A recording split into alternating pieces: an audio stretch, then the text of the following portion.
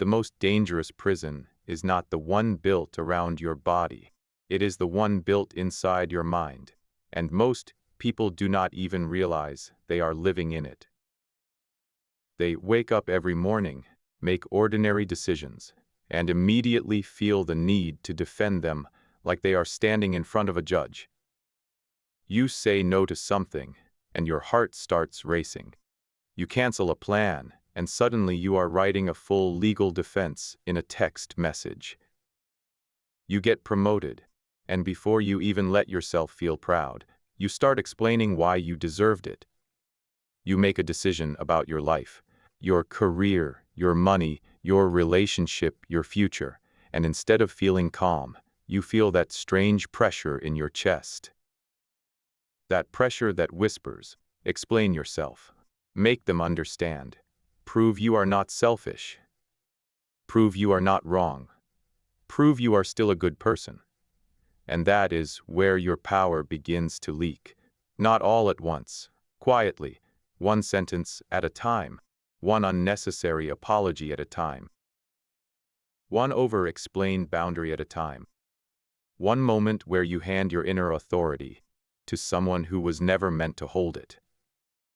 Welcome to Stoic Chisel. And before we go deeper, if this kind of message speaks to something you have been carrying silently, subscribe to the channel. It helps support this work and gives me more reason to keep creating videos that help us build a calmer, stronger, more disciplined mind. Now let us be honest. When did you sign the contract? When did you agree that every choice you make must be understood, approved, accepted, and emotionally comfortable for everyone around you? You did not. Nobody did. But many of us live like we did. We walk through life carrying an invisible contract that says, if I choose something, I must explain it. If someone questions me, I must justify it. If someone misunderstands me, I must repair their opinion of me immediately.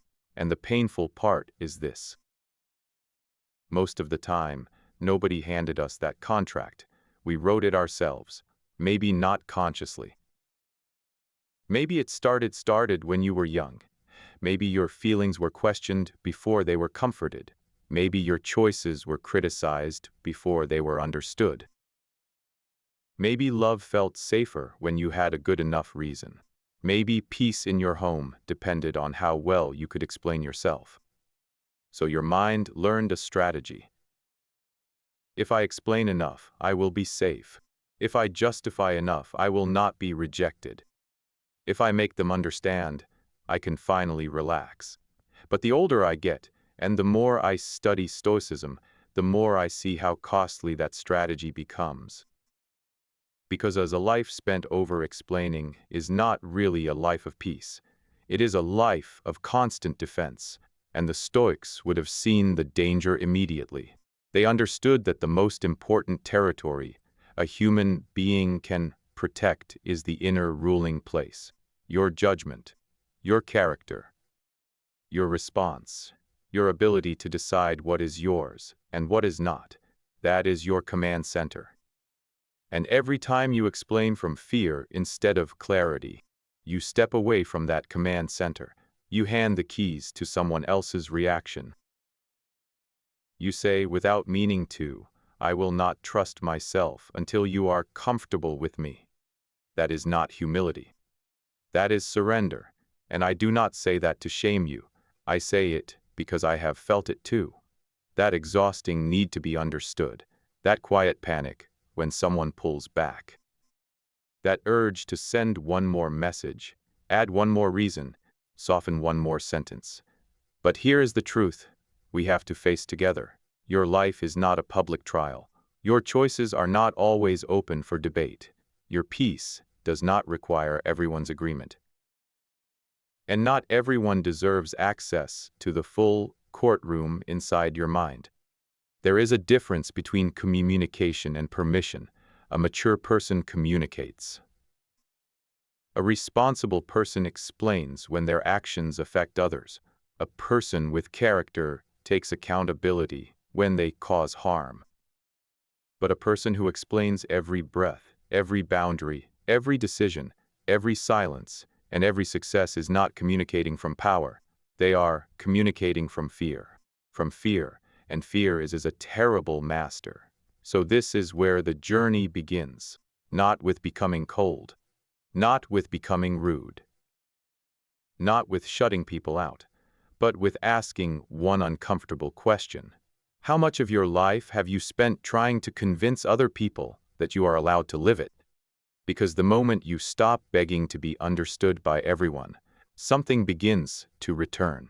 Your dignity, your silence, your self-trust, your power. And once that power comes back, you will never want to hand it away so easily again. And once you see how much power disappears every time you beg to be understood, the next question becomes unavoidable. Why do we keep doing it? Why do we explain when nobody asked? Why do we defend before anyone attacks? Why do we apologize for having limits, as if our boundaries were crimes that needed a confession? I do not believe most people over-explain because they are weak. I believe many people over-explain because, somewhere in their story, honesty stopped feeling safe. Maybe you learned early that a simple feeling was not enough. You said, "I'm tired," and someone asked, "Tired from what?" You said, "That hurt me," and someone told you, "You're too sensitive." You made a choice, and instead of being guided, you were questioned until you doubted your own judgment. So your mind adapted. It learned to bring evidence. It learned to prepare reasons. It learned to explain before the room had a chance to reject you. And, after years of doing that, fear started wearing the mask of politeness. You told yourself, "I'm just being respectful. I'm just being clear. I'm just making sure they understand." But deep underneath, the nervous system was whispering something else. If I explain this well enough, maybe they won't be disappointed. If I choose the right words, maybe they won't leave. If I give enough reasons, maybe they won't think I'm selfish. That is not communication. That is self-protection. And I say that with compassion, because I know how convincing that habit can feel. There is a strange comfort in over-explaining. For a few seconds, it feels like control. It feels like if you add one more sentence, one more detail, one more apology, you can prevent conflict before it arrives. But the truth is, you cannot build a peaceful life by constantly negotiating with imagined judgment. Look at the small moments. You send a text, then immediately send another one to explain the tone. You say no, then give 5 reasons so the other person will not be upset. You receive a compliment, then shrink the achievement before anyone can accuse you of being proud. You make a private decision, then mentally rehearse how to defend it to people who have no responsibility for its consequences. That is exhausting. And worse, it teaches your mind that your truth is not allowed to stand on its own. This is where Stoicism becomes painfully practical. Because Stoicism does not ask, "How do I make everyone approve of me?" It asks, "Can I remain steady even when approval does not come?" That question is not easy. It confronts the part of us that still wants safety from other people's reactions. But freedom begins there.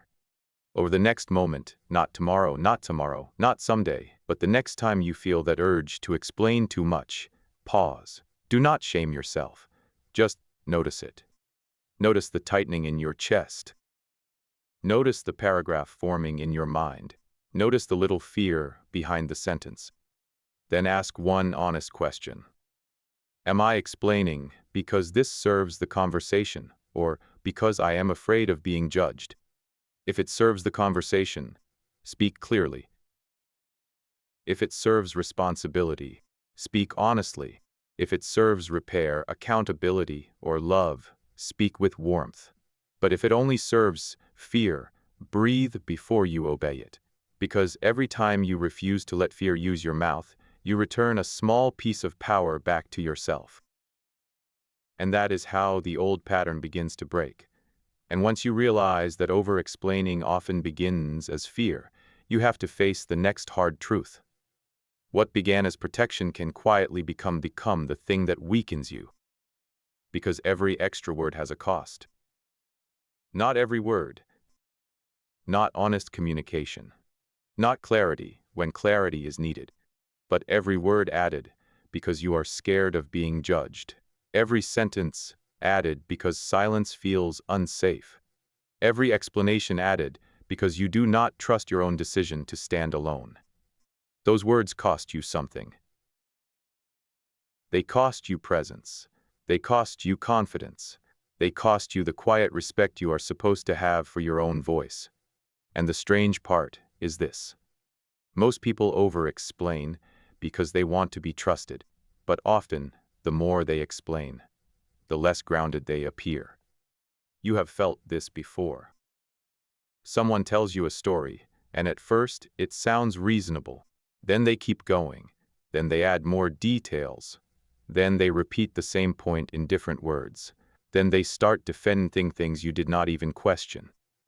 And somewhere inside you, a quiet doubt appears. Not because they are necessarily lying, but because desperation has a sound. Anxiety has a rhythm. And when someone pushes too hard to be believed, the human mind naturally starts to wonder why belief is being pushed so hard. That is the painful irony. You may be telling the truth. You may be completely sincere. You may have every reason in the world to make the choice you made. But if your delivery is soaked in fear, people may feel the fear more than the truth. This is why economy of speech matters. Not because short answers are always better. Not because silence makes you superior, but because a clear sentence, spoken from steadiness, carries a weight that a nervous paragraph cannot carry. Imagine someone asks why you left your last job. One version of you says, well, there were a lot of things going on. The leadership was changing, and I did not feel like my work was being valued. And there were some issues with communication, and the culture was not terrible, but it also was not really aligned with where I wanted to go, and I hope that does not sound negative.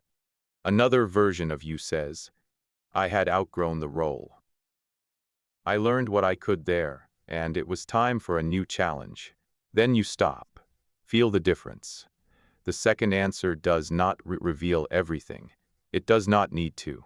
It has a spine, and this is what I keep noticing in Stoicism. A person who respects himself does not make every conversation a courtroom. He does not turn every question into a trial.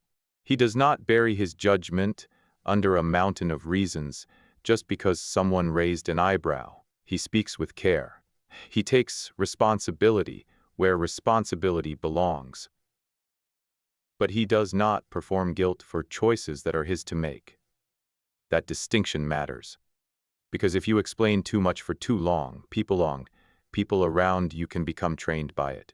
If every boundary comes with 10 reasons, some people will start believing your boundaries require 10 reasons.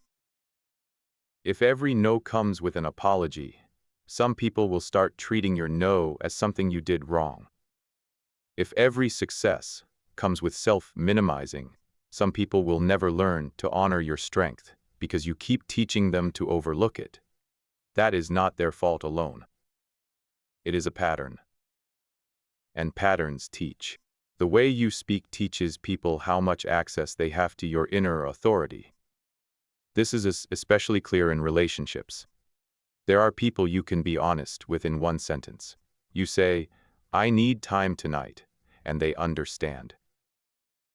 You say, I cannot do that, and they respect it.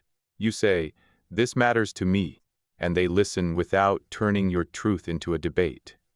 That is trust.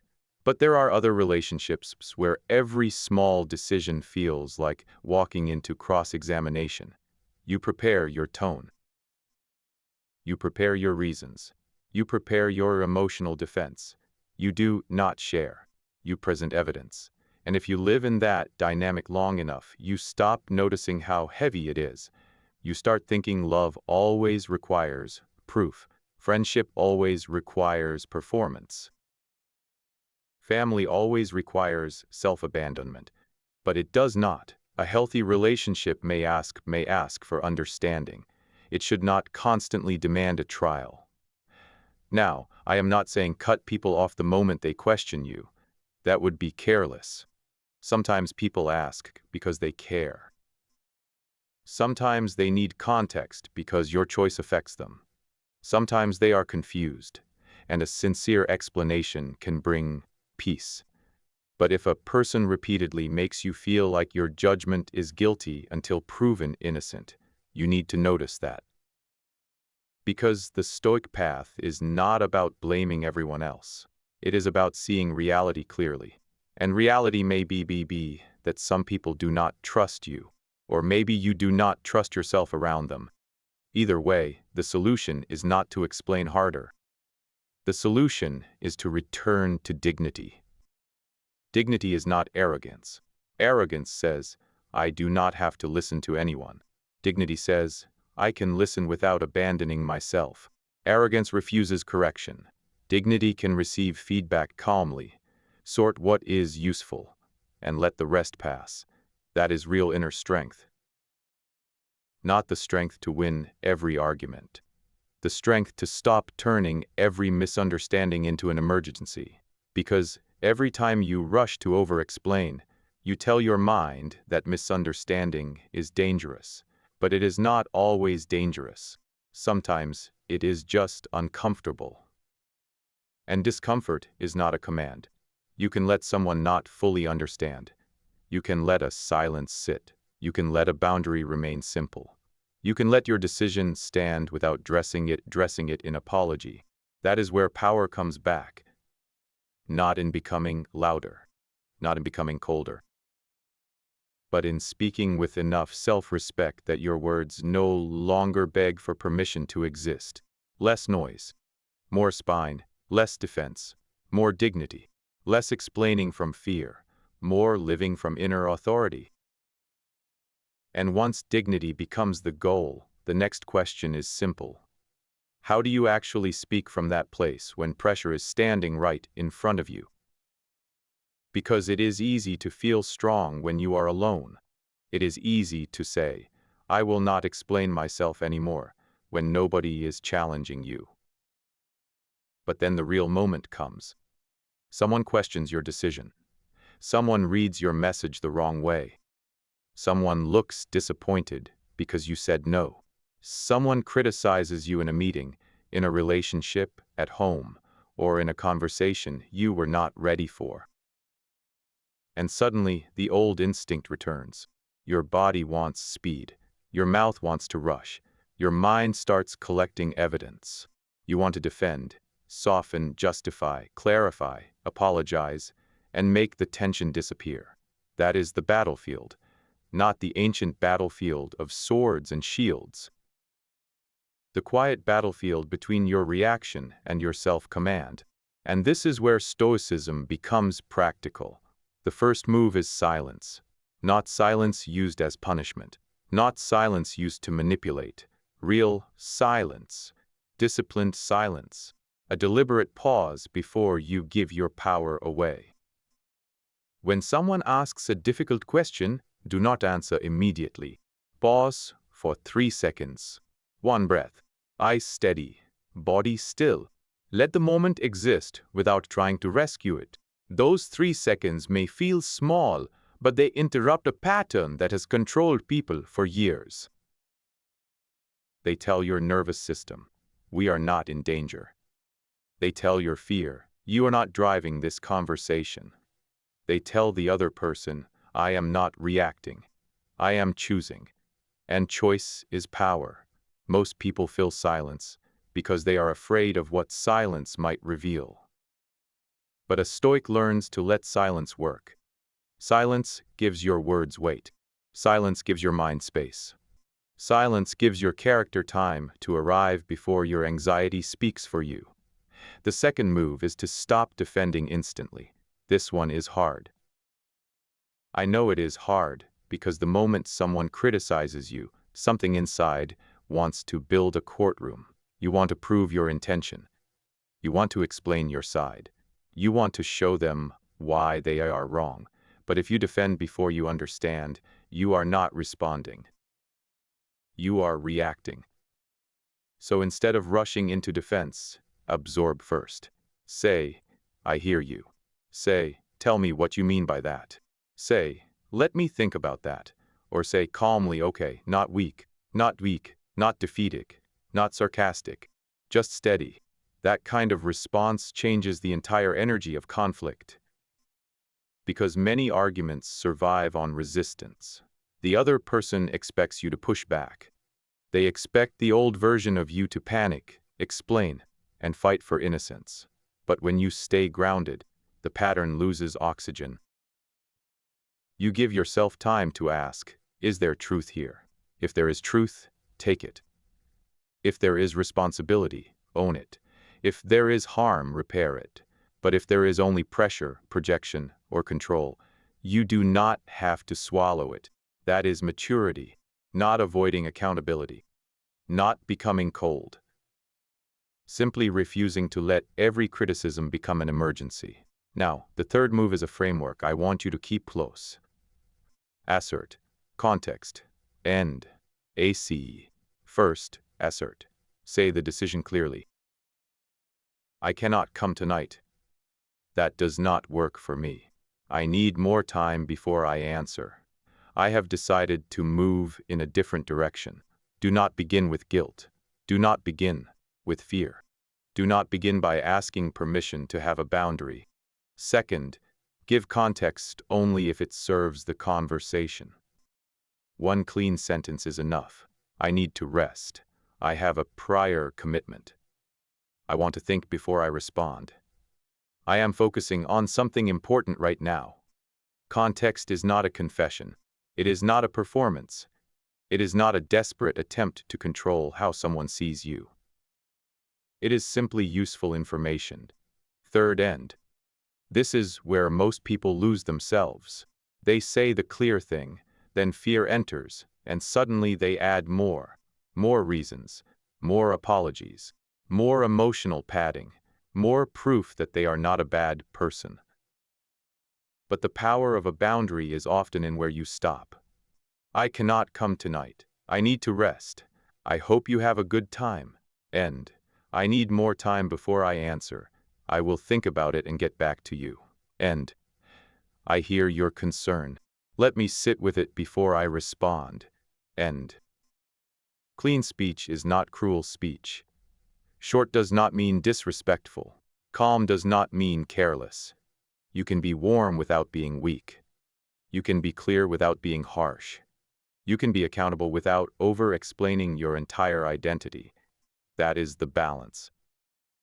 Explain when your choice affects someone. Explain when you made a mistake. Explain when honesty repairs trust. Explain when love deserves openness. But do not explain just because fear wants a shield. Before you speak, ask yourself one question. Is this coming from care, or is this coming from panic? That question will save your voice. That question will protect your dignity. Because the Stoic goal is not to say less for the sake of saying less. The goal is to make every word belong to you again.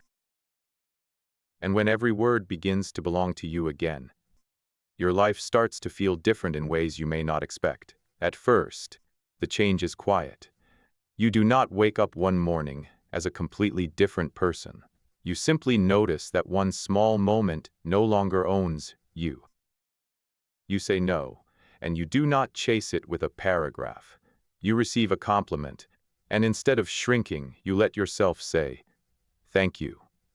You feel someone misunderstand you, and for the first time, you do not run after their opinion like your life depends on it. That is when freedom begins to breathe again, because so much of our energy has been trapped in invisible negotiations. Before we create something, we imagine the criticism. Before we change direction, we imagine the disappointment. Before we set a boundary, we imagine the anger. Before we tell the truth, we imagine being abandoned for it. And little by little, we stop living from our values and start living from other people's possible reactions. But when you stop over-explaining, that energy comes back. Your creativity returns because you are no longer asking every idea to survive public approval before it is even born. Your relationships become cleaner because people finally meet the real you, not the version edited for everyone's comfort. Your decisions become sharper because you are no longer hiding behind endless justification. You begin to ask better questions. Not, how can I make everyone understand this? But, is this aligned with who I am becoming? Not, will they approve? But, can I stand behind this with dignity? That is a different life, a quieter life, a stronger life, and I want to be honest with you. Some people may not immediately celebrate this change. The people who are used to your guilt may call your clarity selfish. The people who benefited from your over-explaining may feel uncomfortable when your words become fewer. The people who liked you more when you were easier to control may not know what to do with your calm. Let that be information, not a command. You do not have to become hard. You do not have to become cold. You do not have to stop caring. You simply have to stop betraying yourself to keep everyone else emotionally comfortable. There is a version of you who can love people deeply and still have boundaries. There is a version of you who can apologize when you are wrong, but not apologize for existing. There is a version of you who can explain when explanation serves truth, but stay silent when fear asks for performance. That version is not far away. It is built in small moments. The next time you leave a gathering, when you are tired. The next time you say, that does not work for me. The next time you accept praise without reducing yourself. The next time you pause before defending. The next time you let someone misunderstand a decision that was never theirs to control. That is how self-trust returns. Not through one dramatic transformation. Through repeated proof that you can stand with yourself. And this is the deeper lesson I keep coming back to. Your identity is not a public debate. Your worth is not waiting for a vote. Your peace does not need a signature from every person around you. Some people will understand you. Some people will not. Some people will respect your growth. Some people will miss the version of you who made your life smaller so they could feel bigger. But none of that changes the work in front of you. The work is to speak with care, act with character, and stop using explanation as a way to escape discomfort. Because the discomfort of not explaining lasts for a moment, but the cost of abandoning yourself can last for years. So let this be the point where something changes. Not in a loud way.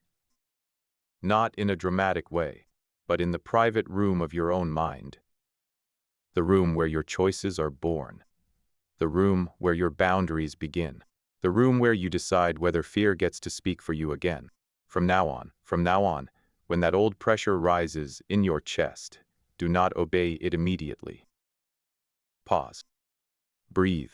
Ask yourself, is this communication or is this fear? If it is communication, speak clearly. If it is responsibility, own it fully. If it is love, express it warmly. But if it is only fear asking you to prove that you are allowed to live your own life, let the silence answer first. That silence is not empty. It is your dignity returning. It is your nervous system learning a new law. It is your inner command center coming back online. And once you feel that, even once, you begin to understand what the Stoics were trying to teach. Power is not controlling what others think. Power is no longer being controlled by the thought of what others might think. That is the freedom. That is the practice. That is the life, waiting on the other side of over-explaining. The deepest lesson is simple, but it is not easy. You do not become stronger by making everyone understand you. You become stronger by learning to remain whole when they do not. Apply this today in one small conversation. Choose one place where you normally over-explain. A text message, a boundary, a decision, a simple no. Then say only what is true, useful, and respectful. Do not add fear. Do not add guilt. Do not add a courtroom defense. Let your words be clean. Let your silence be calm. Let your decisions stand. And at the end of the day, notice how it feels to not chase approval. That feeling may be unfamiliar at first, but stay with it. That is not emptiness. That is space. And in that space, your real self has room to return. So I want to leave you with this. I stopped explaining. I started living. Now I have a simple question for you. What is one thing you are ready to stop over-explaining? Share your answer in the comments so everyone here can learn from each other's perspective. And if this message helped you think more deeply, subscribe to support the channel and give us more reason to keep creating stronger